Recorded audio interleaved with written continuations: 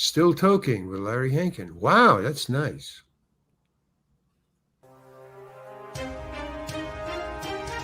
The Dorkening and all affiliated shows are not intended for anyone under the age of 18.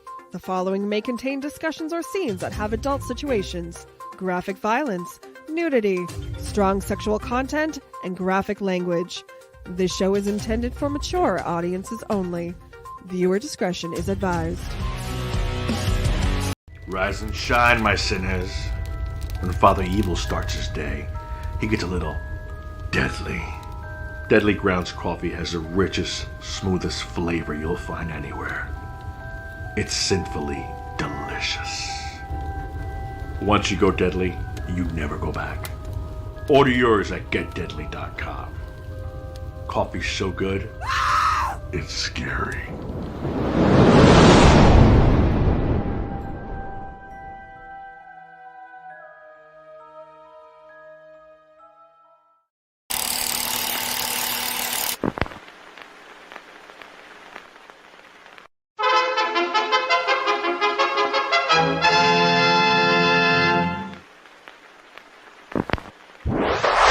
Persons under 18 will not be admitted.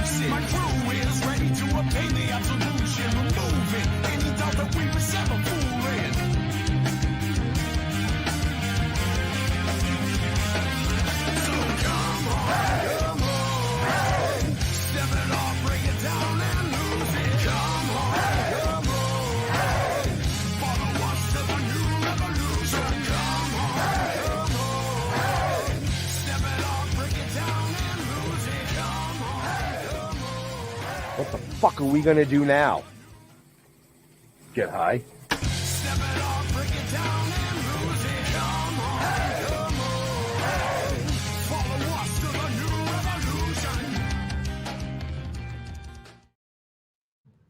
Wow, check out that new intro. It's like somebody knew what they were doing. Anyway, you know me, I'm the monkey. That happens once in a while. Hey, you know me. Anyway, Benjamin. Yeah, you didn't hit the wrong buttons this time. Yeah. I mean, it only took you 5 seasons to get the buttons right. I'll screw it up next week. No, man, I'm really excited about tonight's show. We had this amazing gentleman on back in season 2. He joined us for our New Year's Eve special. But when you have over 200 acting credits, plus writer credits, plus producer credits, plus you become an author, and you're always that guy. Yeah. You got to be on the show more than once. I mean, I'm going to leave it right there. I'm going to let Jeffrey bring the amazing guest in tonight, like he always does. Jeffrey. Hey, happy Wednesday. It is Wednesday, right? It must be, because you can see me. Yeah, I just want to get into. I missed that first show we had with our guest tonight. Yeah, you had a concussion. I had a concussion. But I did get to chat with him New Year's Eve, which was really, really cool. So let's just bring that guy in, Mr. Larry Hankin. Wow, there I am. Hi. Whoa, that was unexpected. Unexpected? You got to always expect the unexpected. You should know that. Especially on this show. Exactly. You know? So how you doing, Larry? Well, that's a hard question. That's a really hard question, man. I don't. I'm doing okay. I just thought I'm. It's like postpartum. I just finished a book, like yesterday, like last night. Right. So now I don't know what to do with myself. I have all the. I mean, the time you spend with your book is an amazing amount of time. It's like months, and I can go for like 4 or 5 hours of just writing. Sometimes I just lose myself. So now all that time is now freed up, and I got to like refill it. That's a hard thing to do. I understand what postpartums is now. You go through pregnancy, and then you have the kid. And then what do you do now? I mean, you got all this time and body left over and You got to start the sequel. Start the sequel. Well, Called this guy, not that guy. That takes a little time, man. Months, days, Actually, years, hours. Actually, the book that you just finished, that's not out yet, right? Right. That's going going to be be a new book. That's a new book. So Right. So I've been writing for 2 years now, straight. Right. I mean, I think there was a month in between where I went through this with the other book when I finished it with that Right. guy. And then there was like a month of, I didn't know what the hell to do with myself, because all of a sudden I'm not writing and I'm not acting. What the hell is going on? So that's why it's hard for that to answer that question. How are you doing? I have no idea, man. I'm trying to learn the guitar. You see, I'm trying to learn the guitar. I'm trying to fill the time like this. Right. oh, we're just filler now, guys. I think I'll talk to Ben. That'll kill an hour. Right. Yeah, I mean, but it's a problem, and I understand even like people who retire. I mean, I understand that now. What do you do at the time? You're all geared up for bookkeeping or putting out fires or digging ditches or doing radio shows or whatever, and then it's taken away.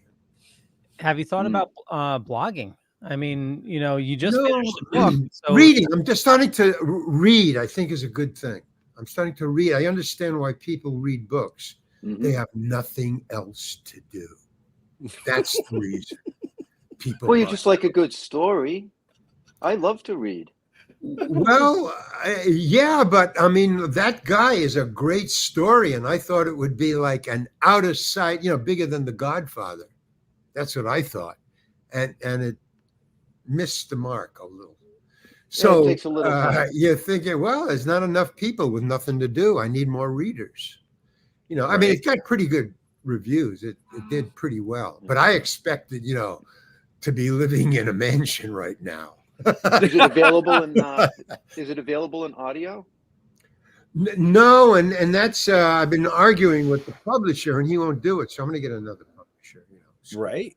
Because he won't do it, and I have to pay for it. It's not cheap, and also it takes a lot of time.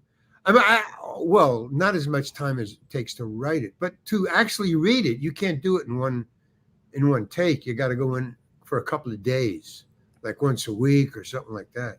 So it takes a while to do that. And I did. I had to do for that guy. I had to do a 10-minute hunk to sell it to the publisher. He wanted audio, right? So I wanted to, like everybody thinks, well, I'll do it in my house. I'll just get in the bedroom and I'll do it.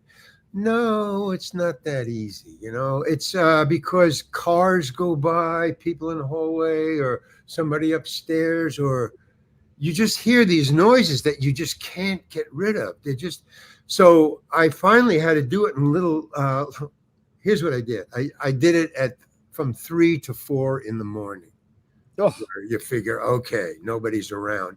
And I only could do it for an hour, and then something would happen. So 3 to 4 a couple of times a week. So here's a question for you. You're saying the little noises, is it because your microphone's picking up the noises, or the microphones and just even if you move it to this chair that I'm in now, which is a cool chair and I like it, I can't use this chair because there's little squeaks and it's on wheels, and So I have a lot of chair. You got to pick the right chair. You got to pick the right room. Some people, recommended a closet, but that's too much trouble. Oh, you're making it sound difficult just to read a book. No, reading is the easiest thing. It's making the book or getting you to read it. That's the deal. But reading is, you just pick up a book and you start to, read words. Well, Simple. the right microphone and the setup would totally solve that. Like the microphone I use, you got to be like, he's the techie, the sound guy. That's that guy, right? Yeah. Leo. Yeah, that's that guy. Yeah. Right, guy. Leo. Yeah, Leo. Yeah. Oh, you just get another microphone, and it's really simple to do it in your home. It took me like a month to come up with a solution. And I talked to a lot of people. I mean, I said, look, I got to do it in my home. I can't afford to go. So, how do you, and I tried everything. I finally did it. I mean, I did it, but I did it in sections at 3 or 4 in the morning in my bedroom. And I had a little table. And I also sent away to, what do you call it? Amazon for a baffle. But one of those little portable ones. I got a baffle. I put a thing on. I put it under a cover. I did all those things, and finally I got it right. But it took me a while, man. And the stuff that you're probably talking about would cost me money. I might as well go and record it in the studio. But I did it. But I understand the whole thing about the audio. It's not, I'll just do an audio. No, it has to be really cool because people, want to, just. Well, people want to hear quality, but it's a couple things. One, being your voice. People want to hear you. Exactly. Do you know that if the author does the voice, it sells more books. Oh, totally. If it's just another person, but the author. Well, I understand that because when I started to read, my stuff that I wrote, I think I did 5, 3-minute things or something. I start to hear my voice and understand there's a lot to that too, like a radio voice. I mean, I was thinking back when I used to listen to radios and they used to have stories, Sky King and all those. That's a talent. You can't just open a mic and start reading something. It sounds like you open a mic and started reading something. Mm-hmm. It doesn't sound right. And not natural. It said that's natural, right? So it took me. So once I got the sound and everything right, and the bedroom and the room, and then I had to practice. No, that doesn't sound good at all. It sounds like me reading it. I hear that all the time in my bedroom.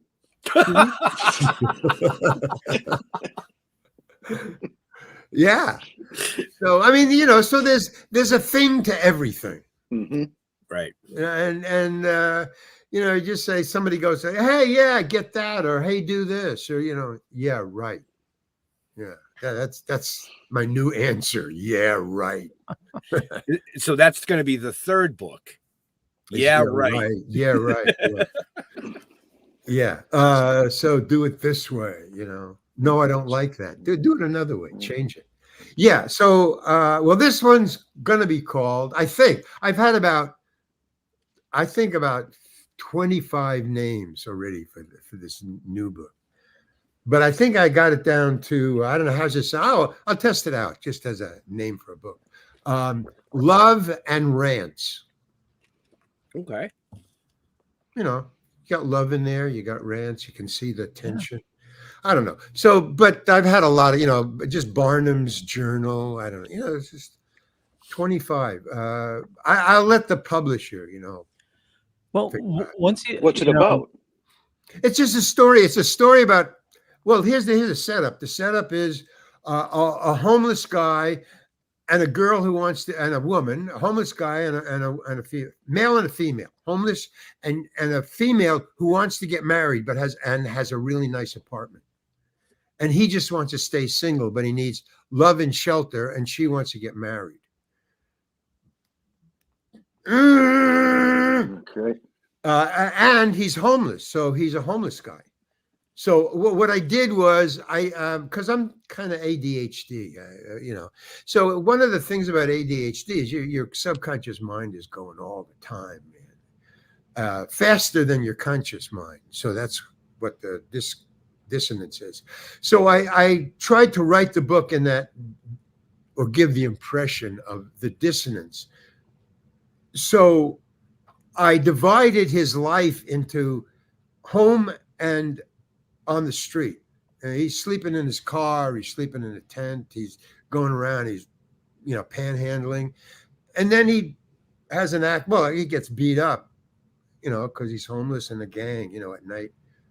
So he stays at her house for 2 days to kind of recoup.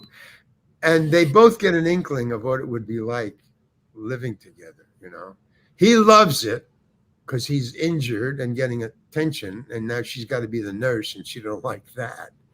So there's always, I'm trying to get the daytime, he has nothing to do with the home and the girl. He's got to, get food and stuff like that and live on the street. And then when he goes there, he's got to be like a home guy. And she's a bartender at night. So she's got that going for her, guys hitting on her all the time. And then she wants a nice, simple, staid home life, So they're always, that's the tension. And I love that. And I'm trying to capture that in the book. That's the difficulty, making it work. I mean, it sounds right to me as a writer, but making that work is really hard. I've been working on it for a couple of months. I think I got it down now. But that's kind of the book. But it's a fiction as opposed to a memoir. And the reason is very simple. Fiction sells way more than memoirs. Memoir, I think, is like 80-20. 80% fiction, 20% memoirs. Wow. So the memoirs, did okay, but the memoir sold okay for a memoir. It sold very good. But for, the big, and also I didn't know this until I wrote the first book. Women buy 80% of the books. That's a lot, man. 80. Well, you go on the beach. I live right on the beach here. And you go walking down the beach. Who's reading books? Women. They're reading on, and getting a tan and reading. My wife, a couple of years ago, she made a New Year's resolution that she wanted to read every day. Yeah. And good. She's stuck to it. It's I think she's about 3 years in now, and every single day, at night, she's always, reading a chapter, and I think it's awesome. Huge. Yeah, it's really good. I because I have this time now. I mean, for a couple of days now. By the way, I banged my hand. Oh, this is what happens now. I mean, it was just on an edge. In other words, a edge of a corner. Yep. Like right there. So that's but look what happens, man. I mean, it's nothing, but it looks like, oh my God, man. It looks like a tattoo or something. This is what you see when you get in the, that big space telescope up there? Hubble? The one that can see the furthest. Right. Okay, so last night I was watching, like Nova. And so this is the furthest thing that's ever been seen, to the edge of the universe. We took a photo of it. And all it is, like everything else looks like a galaxy or a star or a pinpoint. But this, the only thing way the hell out there, looks exactly like that. That's all it looked like. It's a sign. It's a sign. It's a sign. I'm an alien. They're coming for you. Or just out in space. Or just spaced, period. But no, call home. Call home. If I press this, I get a signal. Maybe it's a sign we're all living in Larry. Like the whole universe is like Larry. There's another book right there. Yeah. Right. Kurt Vonnegut. Okay, has anybody read? I see. All of a sudden, I've read like 8 books in like 2 days because I'm a writer now. I mean, I haven't read in like 20 years, and then I got to write. So I read Slaughterhouse-Five, and he's into that. I mean, it's about him in the army, and it's really cool. I would recommend that to anybody. It's a great book.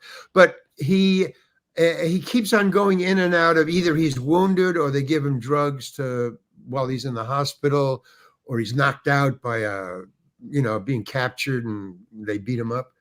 So whenever he goes unconscious, he goes to two places. Either he trips back to when he first got married when he was younger. Or he goes to 300 million miles into space and he talks to aliens. And then he comes back and he finds out he's in a prison camp in Germany, in Dresden, as a matter of fact. He was there during the bombing. Wow. When they bombed, they missed him. Really, he was just, they had taken him down. He was a prisoner. And they had taken him down into a cellar, a really deep cellar. And just because they had no other place to keep 10 people. They put him down there. And then the bombs started to drop and they, leveled Dresden. And they had to dig their way out. And when they got up, they just knew they were bombing, but they didn't know what was going on. I mean, really. And when they got out, his description is really great because all of a sudden you can imagine it was just fucking flat rubble as far as the eye could see. And he left. Dresden was supposed to be, back in the day, it was supposed to be like a glamour city, like Paris. Mm. It was like the most beautiful city in Europe, theoretically. Right. And it was just, so that's what he saw. He was, as they're marching him, he's captured, he's, bare feet. They've been marching for days. I mean, they're just exhausted. And then they're marching through the streets of Dresden before the bombing. And he's describing it as beautiful. And, the guy in front of him is dying, and it's a great book. Anyway, Kurt Vonnegut writes about, out there, and it works. In other words, he's a prisoner and he's talking about aliens, and you believe both. You go, yeah, I get it. It's fine. So that's what I was kind of trying to take two different things and put them together and see if they could work it out. Okay, so that's about that, but that's not that guy. That guy. Different thing. And I'm pretty sure we have a picture of the book. That guy, Leo. He's got it right there. He's got the book right there. Hey, there, man. There it is. And there it is. There it is. Okay. So it's got pretty good reviews and everything like that. And it's about my life in show business. It's kind of cool. I read it recently. So one of the reviewers calls you a real life Forrest Gump. No. Well, yeah. See, that's what I'm exactly what I'm talking about. Well, you just go along with him, and his world changes, and because of his mind, he can go along with it, but nobody else would be able to. It's the same thing with Kurt Vonnegut and my book. It just jumps from you're homeless, you're living in a home. You're homeless, you're living in a home. You're in a bar, you're a bartendress. Guys are hitting on you. You're begging on the street. Let's see if they can. It's you need a challenge. I guess maybe I do. I got to make it work. I want to get two things and make it work. Because all my friends say the first time somebody read it, the second one, the one I love and rants. And somebody said, you've written 3 books. The only person who's read it, which was the typist. She said, it's really great, but it's 3 great books. I go, what do you mean? Well, one, it's about, boy, girl meeting and trying to get along. And one is about being homeless. And the other is about, he's the guy, homeless. He's fascinated with anthropology. He loves to talk about. It's an escape mechanism, really. He's talking about Cro-Magnon man and You know, back in the day, he's always referring to back in the day, how it was when you could sleep anywhere. You know, you can't sleep anywhere today. Oh, No. back in the Cro-Magnon days, I could sleep anywhere. You know, it's just crazy guy. Shit. So, and then that's his third world, you know, this Homo erectus, Homo sapiens.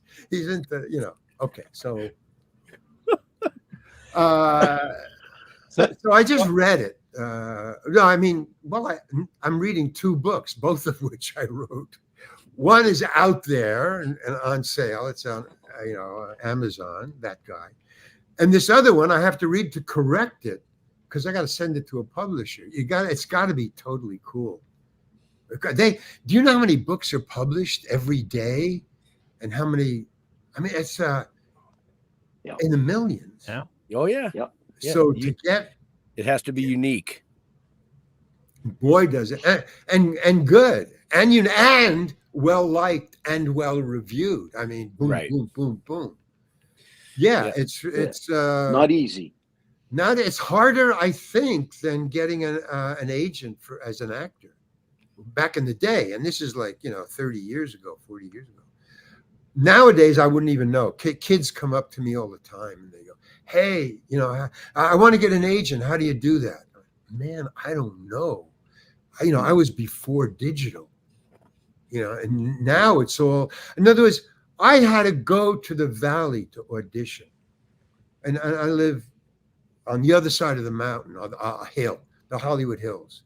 So it's like an hour, 45 minutes to go out there to audition. Now, you know, you can do it on your cell phone. You just send it in. Right. Blah, blah, blah. They send you the words and you blah, blah, blah, blah, blah, and boom. You know, I do a lot of, so I don't know how that works. I don't know how I mean, I would go in and talk to an agent, you know, and tell them, hey, I'm good. Get me, you know, really. But now you got to fill out forms. To sell my book, this new book, because I didn't know how to do it with that guy. That was like a hunt and peck thing. I mean, I just asking around and sending things out. It's really hard. Now, because of this new one, I found this great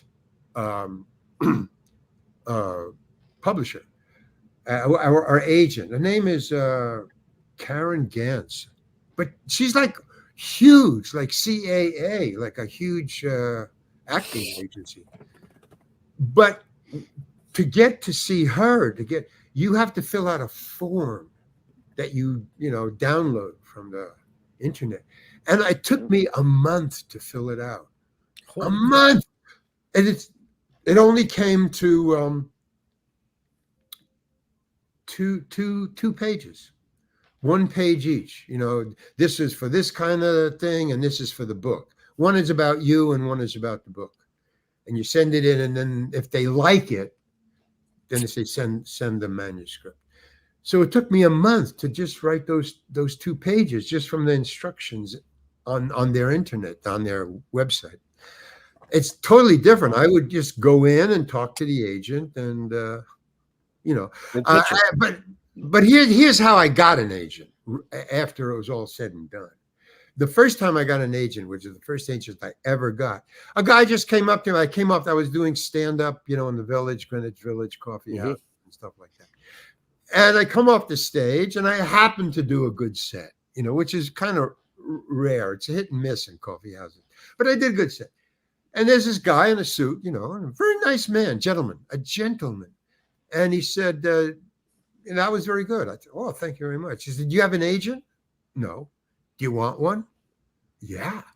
How about me? Okay. Done. And he said, if anybody asks you, my name is Jack Rollins, you have an agent. Okay. Now, here's the cool thing about it.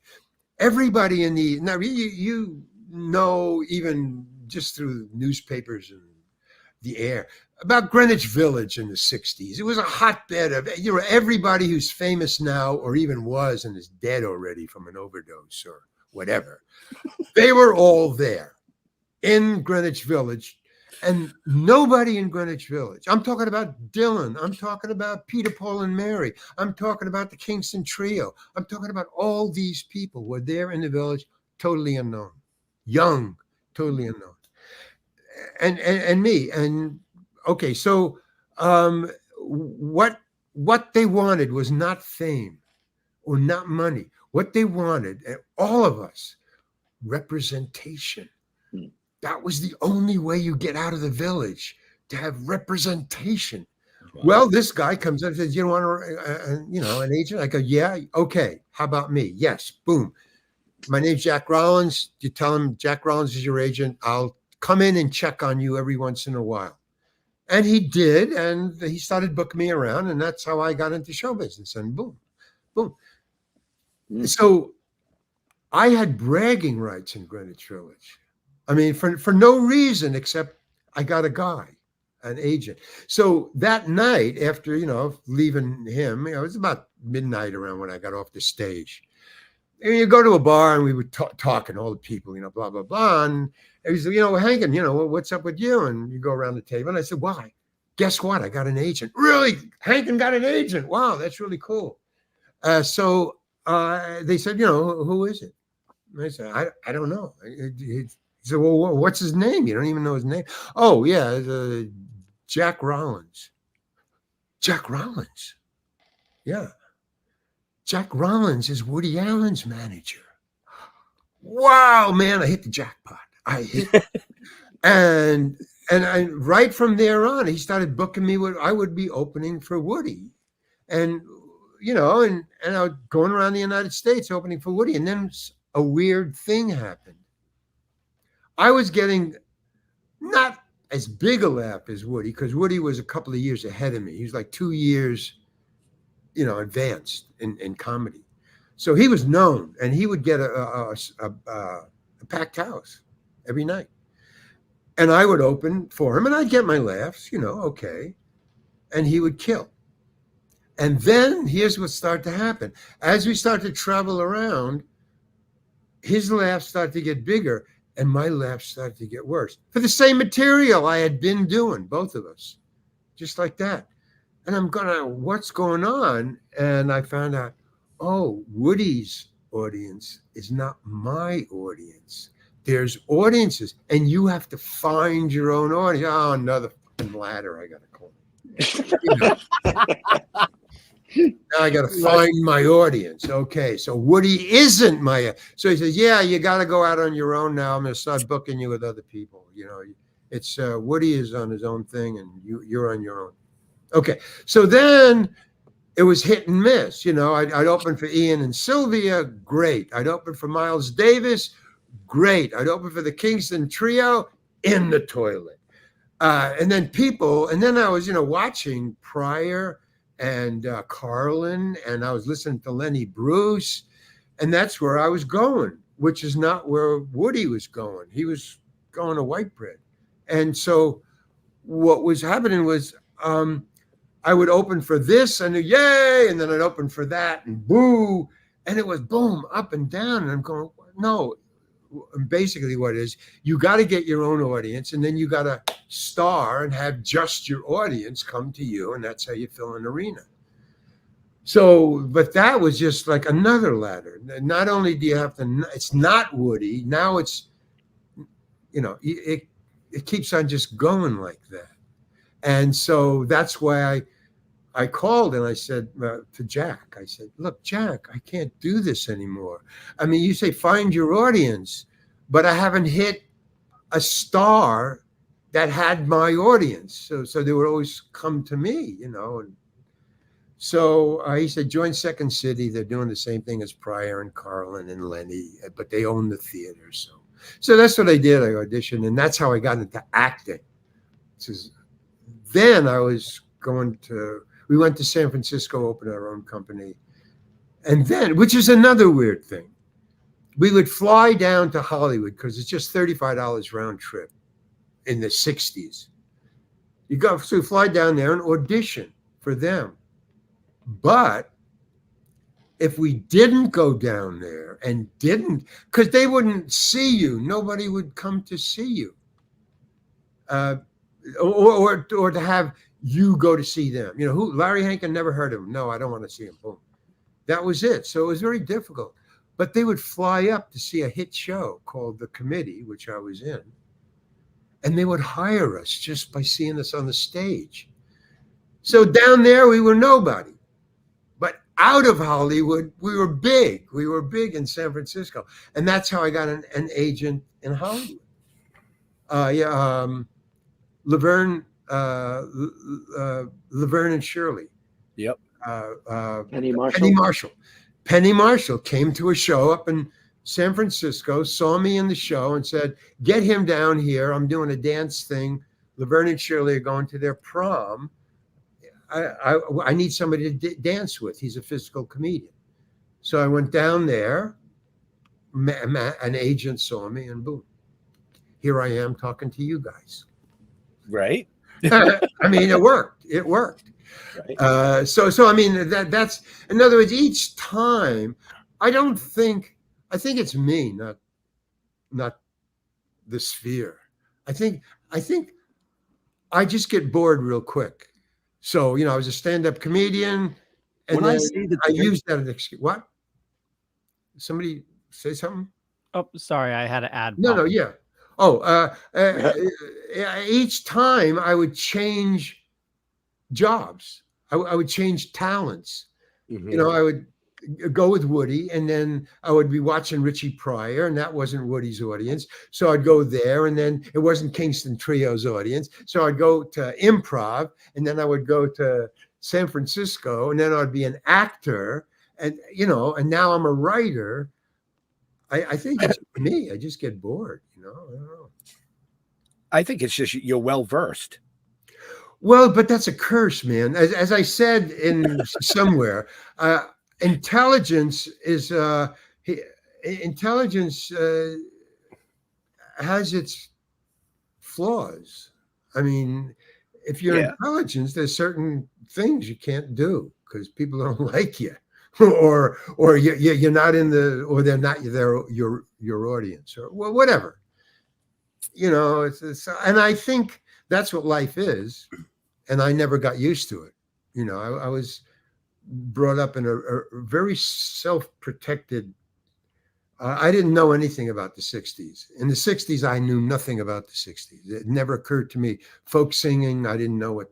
I lived in a very, not a religious house, but that kind of thing where where it was just sheltered, exactly, sheltered. Yeah. My parents would only buy things to impress their friends when they came over to our house. So they would buy, you know, these a shelf worth of books that were all had the same cover, like great authors, you know, all the books of great authors, or the Encyclopedia Britannica. So nothing that, you know, not a single book, but like a set of books. A set of encyclopedias, a set of rules. I don't. So I would just read pages. One, you know, I'd open an encyclopedia and I'd read a paragraph, and then I'd go. And then I'd read a great book, you know, Don Quixote. I'd read 2 pages, and then I'd read. So I think I thought the world is like that. Oh, you know, it's just, you don't need to study anything. You don't need to see the end of anything. If you just read a page, you got it. You know? And that's what I thought. I really did. You know, like Slaughterhouse-Five. All I had to do was just turn to the middle of the book, read 2 pages. Yeah, it's a great book. Yeah. Great book. You should read it. Well, at least you didn't just go to the end. Well, yeah, I would never. That's exactly. No, I never read the end because I didn't know what. I didn't want to know. I didn't want to spoil it if I did read the whole thing. It's just, I was saving time. I was saving time. Yeah, I would only read 2 pages, but not the last page, which that saved the time. Yeah, as opposed to reading the whole book. Yeah, I had. You have no idea, and maybe you do have an idea of my real life, not my acting life or show business. It was just so out of whack with what was going on. Well, I'm ADHD. I think that was you know. Right. But serious. I'm serious ADHD. But you know, you go workarounds is what they call it. You just figure out how to do it, and it seems to work. Every once in a while, it doesn't. But you know, what the heck? It's hard for learning words. Being an actor. Yeah, you had mentioned that. Yeah, trying to just memorize. Oh man, that was the worst. Because the more popular I got, the bigger the parts, the more words they give you. That's crazy. You know, I mean, it's to me, it's stupid. In other words, you write a screenplay, it's just words, and the lead actor gets the most words. I'm telling you, the lead actor gets the most scenes and the most words. That's all I know about show business. Well, I got ADHD and a little, you know, dyslexia mixed in there. So sometimes they would give me like a co-starring role or, you know, big role, and I'd have to turn it down, man. Here's the reality. I had a standing thing with my agent and the producers of things that they hired me for, that Larry Hankin had to get his part first, or when the first people got there, you know, like the producers, when they got the final script, I had to get the script to give me time, lag time, to learn my lines. Now, I didn't tell him that. It was just a rule. You know, Larry has to get the book first, or one of the first, when it first comes out. If they asked, I would tell them, you know, I need the lag time. It's hard for me to remember lines. Okay. But then the parts got so big that there was not enough lag time. I would have to get the part before the guy finished writing it. And that didn't work, you know. Right. So I kind of dropped out, and then I started writing my own stuff and writing my own movies, because I find I could memorize my writing easier than memorizing other people's writing. So, you know, I think writing books is where I really belong. Because, you know, you're sitting at home, you can take your time, you can, you know, talk to you guys, get some information, you know. Right. It took you long enough to figure that out, though, didn't it? Yeah, it really did. Yeah, I'm a slow learner. I mean, once I get it, I'm cool. Once I get it, I'm cool. But he says, I mean, there's one of these lines one of the characters says in something I wrote, where he goes, you know, well, yeah, I understand that. I'm intelligent. And I said, you know, that's nothing to brag about, frankly. So that's the way I kind of think of myself, as intelligent. It's, you know, it's got its drawbacks. It's not all hunky-dory. I don't know. Well, I can be scatterbrained like that too. You know, sometimes I can't focus long enough on something that I need to. Exactly. On, you know, I but that's my life thing. Exactly. But I see that really successful people, you know, billionaires, Donald Trump. I tell you, Donald Trump, I think he's intelligent, yeah. But he just uses it wrong. I mean, it's just weird what he does with his mind. I think, thank you, Ben. I think that he probably has ADHD. He doesn't really focus on what's going on in front of him. He takes it to another place, and I think all the what is it, what's that religious group that's that's MAGA, Angelicans or something like that, right? So I haven't heard that one. Excuse me? Haven't heard that one. No, and there's all the MAGA people who are for Trump belong to most of them belong to the same religious group, a well-known one. It's not like a secret cult or anything. It's like a Catholic or blah blah blah. And I consider Donald Trump the first AI politician ever. I think he looks at things the way AI looks at it. Everything is simply information. That's all. Like, for instance, AI works if you understand that it only recognizes information. It doesn't have any feelings or conscience. It's just information. So the way to get any information from AI is to ask it questions. That's how you do it. You don't type in formulas or anything like that. You can't figure that out. But if you say, how do you stop global warming? That it can answer that. It can figure it out. It makes sense out of that. How do you stop global warming? It just figures it out and gives you the right answer, not the cool answer. But the right answer is get rid of human beings, which is the right answer. If you make us disappear, global warming stops. I disagree. Well, you're full of shit. I disagree. I can disagree. Disagree all you want. Go. I believe, if you really want to know my personal opinion on it, I do. okay, I believe that the global warming is just the natural cycle of the planet. It's not coming from out here. It's coming from inside the core. The planet is warming from inside, not outside. Okay. That's my belief. Yeah, fine. I'm not even going to argue with you. It's fine. But that is the answer. That's what AI comes up with. Okay, fine. AI came up with that. Or let me even give you more. Somebody told me that's what AI said. So I can't even guarantee that what I'm talking about right now is right. I can't even say that. Leo's already Googling it. No, I'll just log into AI. Yeah, well, whatever. But okay. So, but that's what I think. That's what I think, and that's what you think. So it's fine. That's cool with me. But I think that Donald Trump thinks the way AI thinks. In other words, he thinks in facts and information, not in feelings or conscience.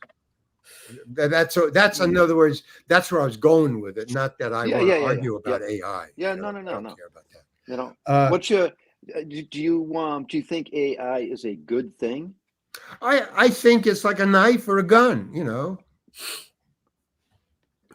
I can stab you or I can carve some meat.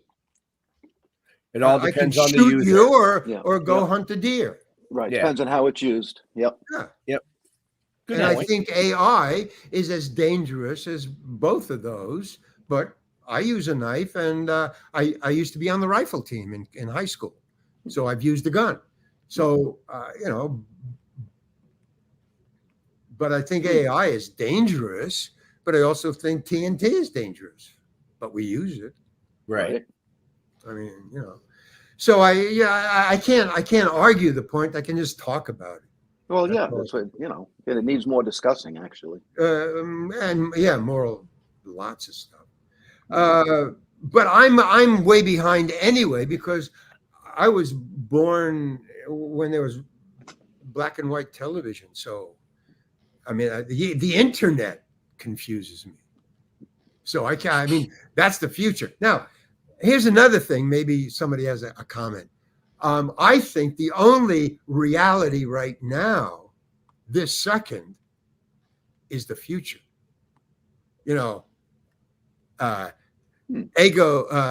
Cogito ergo sum is bullshit now.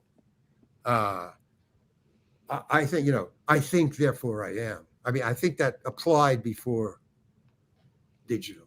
I think now, some ergo sum is right.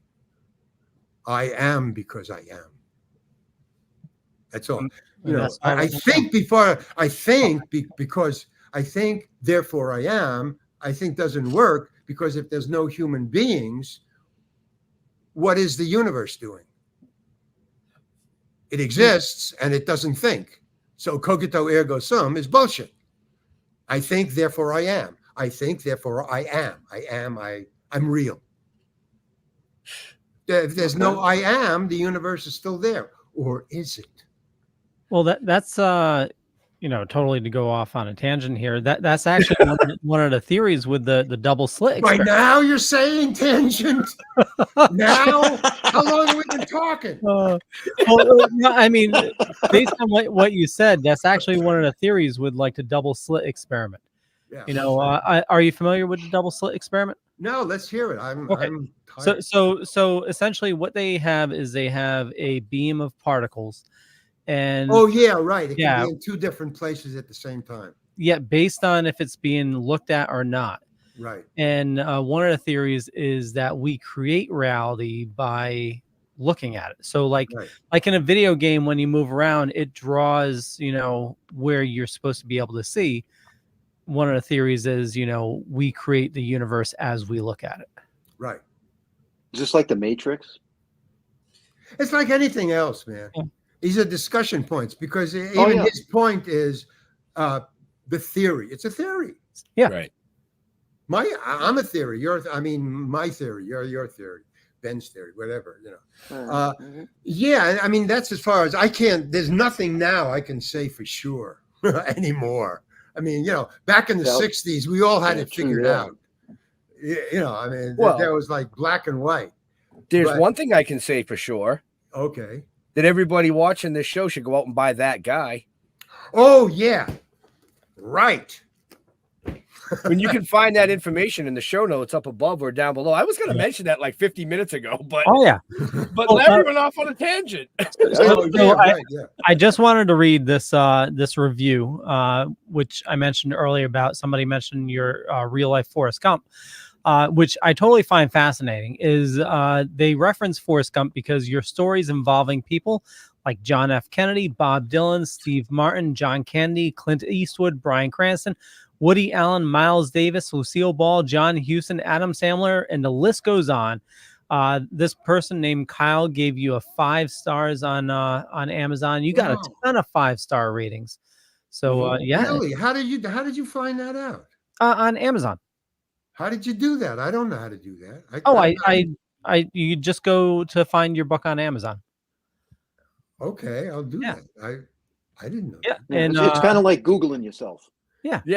But when I go on and I've done that, and to see what my rating is 4.3 out of 5, which is very high. That means I've got a lot of stars. Yeah. But it didn't mention who gave it to me or how many stars I got. Oh yeah, you'll see a link for reviews. Yeah, there'll be another link right there for reviews. Yeah, so here's your book, and then if you scroll, so you have your reviews, and if you scroll down, it'll go over your customer reviews. Oh, I didn't know that. Oh, I never scrolled down. I just read. Wow, look at all those 5 stars. That's what fascinating. Great read. Oh my God, I'm really good. I'm a good writer. And that's your reality. That's my reality. That's funny. That's really weird. I never knew that. Okay, great. Thank you for that. But like I mentioned, you can find all that information in the show notes up above, down below. Oh, okay. And on this show, yeah. Cool. Right. Well, okay. I've done my part now. And your book's available in paperback and hardcover. It is? Which one? That guy? Paperback? That guy. Yep. How much is a paperback? I didn't know that. Paperback is $27. Hardcover is it's hardcore. You got to read it with a Red Bull, man. Yeah. And protection. Yeah. I always have protection just in case. 38. Yeah. So that's fine. I didn't know that. Yeah. Well, see, I'm glad I came to the show. I learned something. Yeah, me too. Yeah, me too. You seem to be quite the philosophical kind of a thinker, and I like that. Well, I just it's from reading those book series. I just a page here and a page there. I don't know how it ends, but I can talk about it. That creates randomness. Mm-hmm. It's I'm interested in anything that's in front of me, just this, boom, but if you take it away, fine. It's like a dog. It's like a dog. There's somebody once said that dogs have a great reality because they only see what's in front of them. They have no memory of, except, danger and pain, which is just a biological thing. But I mean, as far as adventures or riding in a car or remembering, they're always here now. And I think that here now, right now, is bullshit. I really do believe that the future is the only reality, because what we're doing now is going nowhere, man. I mean, you look around, or you check science, or you check the Weather Channel, or you check your bank statement, or you check your job, or your friends, or your car, or your tires, whatever. It's going to the toilet. We're not doing it right. There's two things. There's curiosity, and what's the other one? Free will. Curiosity and free will. That was another thing that one of the characters said, well, I have free will. Yeah, it's nothing to brag about, I don't think free will is the end all. I think free will is kind of a mistake, or over amplified, whatever you call it, and also free will and also curiosity. Here's the thing. Okay. We're human beings, and there's the universe. Great. Here we are, and there it is. Okay. Now there's a little kid, and he's in Malibu, and he's going out in the backyard, and in the backyard is a pool. And the kid is only 4 years old, and he can't swim, and he's going to fall into the pool maybe. And if he does, he's going to drown because his parents are in another room and they won't hear it. But somehow somebody thought of a baby gate. They put a baby gate around the pool. And now the parents can stay in there and the kid can go in the backyard, and there's a baby gate around the pool. Well, we're here and there's no baby gate around the universe. And we have curiosity. And that little kid has curiosity, and he sees the water. But there's a baby gate. Well, reality has no baby gate. And we have curiosity. So we have to build a baby gate for reality. There's no way you can build a baby. But nice try, Ben. Let's and that's what we're going to do. We're going to try to build a baby gate around the universe, because that's what we do. We'll solve it and we'll think about it. And we'll push it as far as we can. That's what human beings do. It's bullshit, man. No other biological animal in this universe does what we do. Well, okay, they say humans are problem solvers. Supposedly, yes. We're okay. Exactly, and the one problem we can't solve is us, man. We're the problem. Because we create the problem. Fucking. When we create the problem, we have to come up with a solution to it. Yeah, sure. I feel like I'm playing Sudoku. Okay, everybody listen to Jeff. He's got a suggestion. Solve the problem. Okay, here's the thing. Aliens, what we're doing, we're trying to solve the problem. I'll tell you a way we're trying to solve the problem. Really, we are. We're getting to the moon. We sent 2 people to the moon. Okay, and now we're going to send 6 people. They're working on it now to Mars. They want to, put a colony on Mars. So that'll be 6 people. What we're working on, and the problem we're working on, Jeff, is to get enough power and spaceships to get 7 billion people off this planet and have first class. So how are you going to do that? Yeah, and meals for all the 7 billion people that are on this planet. Yeah, I'm not down with space food. No, ain't gonna happen. Exactly. So I'm saying I don't think we can solve it, because we're on the track to solving it with the spaceships and the moon and the Mars thing. But Jeff, we just admitted that ain't going to get us very far. Well, that's like 6 people. We got 7 billion people on this planet. We can't afford the gas for that. We can exactly if we reverse engineer the alien crafts that we found. What? We found an alien craft? Yeah, here we go. Okay. Here we go. No. That's another.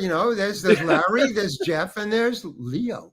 Yeah. I think even Ben came up with a thing. So, we're all on the same page. We're just like We're all in different books, but we're on the you know same the page. expression shooting fish in a barrel? Yeah. Well, we're shooting into the barrel and there's no fish in the water. there's just boom, boom, boom. Oh, the water's leaking out. The bullets put holes in the barrel. Oh, great. Now all the losing fish are going to water. die. Yeah, who would have thought of that? Yeah.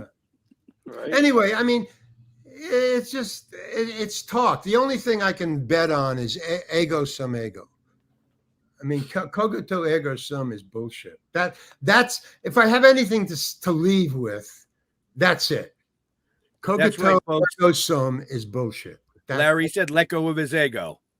Yeah. Yes. Yes. But And my Armo and my we are- IO. We're and getting my close to Edo. time.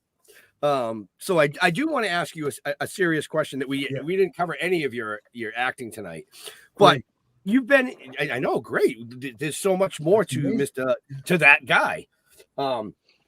If there's one actor or actress out there that you haven't had the chance to work with, that you could work with, who would it be? Well, just off the top of my head, the first thing, Lucille Ball. I mean, I don't. Who else? Yeah, I don't know many people's names. I'm bad on with names. There was two women, but I don't know their names. That I'd like to, not because they were funny and they're not as famous as Lucille Ball. I mean, she's a comedian and I'm a comic actor. But she just has a great sense of I don't know, like a worldview. I mean, the way she acts, she comes from a different place. That's why I just wonder about. And she produces a lot of movies herself now. If she's in a movie, if she stars in a movie, she'll produce it or have a part of it. But I guess who else? Imogene Coca. I don't know. Her. Just great, funny women are really cool. Do I know? Besides funny, do I know any funny any women that I would want to act? What about like Mary Tyler Moore or somebody like that? Well, she's covered by Lucille Ball. I mean, Lucille Ball is better than her, I believe. I mean, both of them, they're fine. I have nothing against Mary Tyler Moore. I'd do it. I'm just trying to think of who else. That's a good question, though. But I was curious because you've worked with a ton of people and a lot of big names. Yeah, and I try to learn. I try to pick up at least one thing or a couple of. I try to learn from them. I try to. I'm not good at talking to them. Just shooting the breeze. I can't. I'm not a good hangout guy. I don't know. I think you did. I think you did fine tonight. Oh, yeah. Okay. Well, it's just the famous people that I've been around. I keep a little distance. I don't know how to. I'm still filled with awe. I'm still. So I keep a little distance. I try to mind my manners around them, but I watch very closely. How do they, like Clint Eastwood would just blow my mind, and Marlon Brando, which I watched a film of him acting and how he prepared and get into the scene. The preparation, Clint Eastwood, not so much for his acting, although he's a brilliant actor. I got to tell you that he's not Clint Eastwood that you see on the screen. That's an actor. Clint Eastwood is just a very cool Homo sapien. He's just really cool. And he does have an incredible memory. It just blew my mind. And here's the thing that nobody knows about Clint Eastwood. Secret. Trivia. He knows every, what do you call them? Lear's limericks. He is a savant of Lear's limericks. Nobody knows that. But he used to eat I was with him for 3 months on Escape from Alcatraz, a 3-month shoot on Alcatraz. So he was always eat with the prisoners, the actors who had no lines. They would just eat in one big thing. And he would come out and he'd have his meals with them. And he would sit at the table and they would ask him questions, like fans, hey, what did you do? And he would answer, that was his meal. He would answer questions to all these guys, the prisoners. But then somebody said, for some reason, he said a Lear's limerick. It applied to what was going on, blah, blah. He said, oh, I have a Lear's limerick for that, blah, blah, blah, blah, blah. There was a guy from St. Ives, that. Okay, so after that, every day, somebody would give him a topic for a Lear's limerick. I think it was a topic. Somebody had said a topic. And he said, oh, I have a Lear's limerick for that topic. And he would say the Lear's limerick. And then so every day they would just help him with it. Oh, I got one. You got a Lear's limerick for this, tomato or money or, goats and he would do it. And now I don't know whether he was improvising them or he actually memorized them.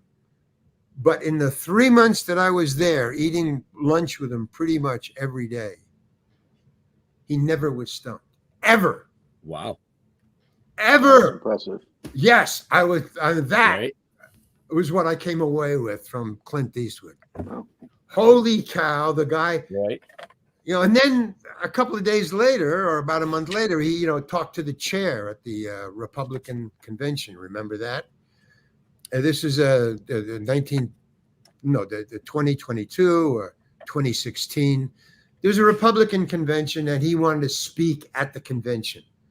And all they brought out was, ladies and gentlemen, Clint Eastwood, and they put a chair and then they walked off the stage. And then Clint Eastwood came out, and on national television, everybody's, politics and all the, he, I think it was against Biden or Obama. Maybe he was talking, he was for the Republican, a guy. Mm-hmm.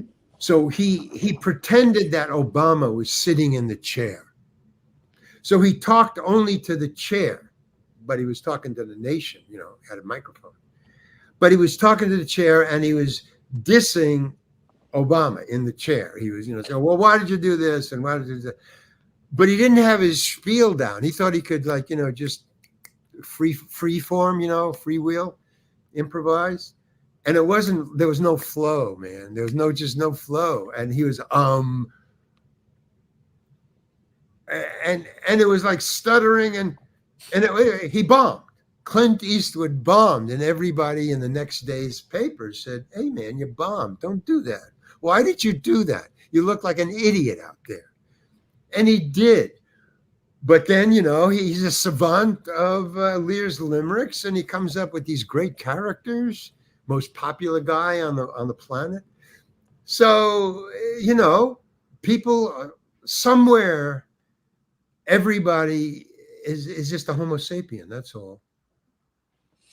And, I look for that.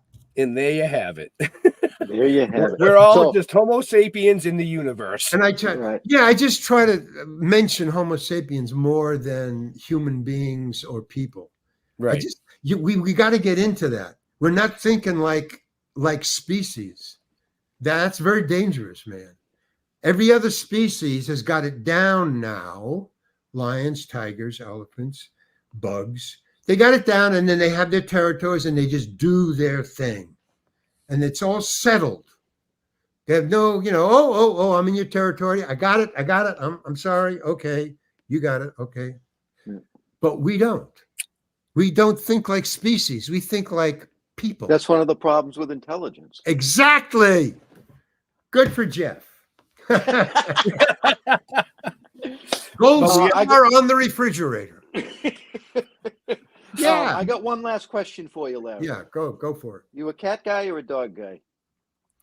Cat guy or dog guy? Well, I don't know. Both are good. I thought about getting one of each. Equal time. Okay. They're both species. I can't make they both can live. Both can live. I don't know. There's something magical about puppy breath. I was gonna say, or if you're a kitty Friends farts are lover, even better. if you're a Friends lover, he's gonna get a monkey. So Well, I had to bring it up. I'm sorry. no, I have the monkey. Oh, the monkey. The monkey. All I know about monkeys is I don't think they like a bellhop's cap and a tutu. I just don't think monkeys can relate to those two things. I think if you took the bellhop's cap off and the tutu, I think the director would like directing a monkey much better. I think he would listen. Well, Because I was on the set, and that that director, Peter Bonners, who's a friend of mine, would chase that monkey all over the set, trying him to do what he wanted him to do. And the monkey just would have none of it. And he was giving me some direction, and I'm arguing with him because he's my friend, and I'm not talking to a director. I'm talking to my friend. So I'm just talking to, hey man, no, I don't want to do it that way. I want to do it this way. Come on, Peter. I don't talk that way to a director. You're Right. okay. So I'm talking, no. And then all of a sudden I see one of the ADs chasing the monkey around. Because we're trying to set up a shot. And so Peter says, I can't talk to you now. I got to deal with the monkey. And he left. Sounds like us, Jeff, right? We got to deal with the Yeah, monkey. but Yeah. that's the greatest thing a director could ever say to an actor. No, I can't deal with you now. I got to deal with the monkey. And then you just, say that to Clint Eastwood. Clint, I can't deal with you now. I got to deal with the ape. Turn, Clyde. Yeah. Right turn, Clyde. Leo, any last questions? Well, the one I normally ask is, what do you dork out about? You love writing, but is there like Homo sapiens and the fact that we don't, I'm dorking out because I watch Nova a lot, and I'm dorking out on Homo sapiens that human beings don't think as themselves as a species. So wherever I can bring it up, I do. So that's one thing I dork about. And riding my bike is another thing I really love. That's really great. So those two things. Oh, does it move, or is it like a stationary bike? No, outside. No, I can't. Oh, okay. That's fake. That's ridiculous. No, it's not fake. It's just cool. But if you take one of those bikes, called a stationary bike, what I'd like to see is to take a stationary bike and put it, in a bike lane on the road and just get on it. Now that would be funny. Zoom, zoom, zoom. Yeah. Well, it's a bike lane. That You I'm didn't going say to it had do. to move. Before I die, that's one of on my bucket list. I got a bucket list. That's going on it. That Thank would you. be hysterical, actually. Right. It'll be national. Driving in news. a car and going, what the fuck was that? Oh, did you Hey, see wait! Isn't it that guy on a that? stationary bike? What's he doing? Where can I buy your book? Amazon.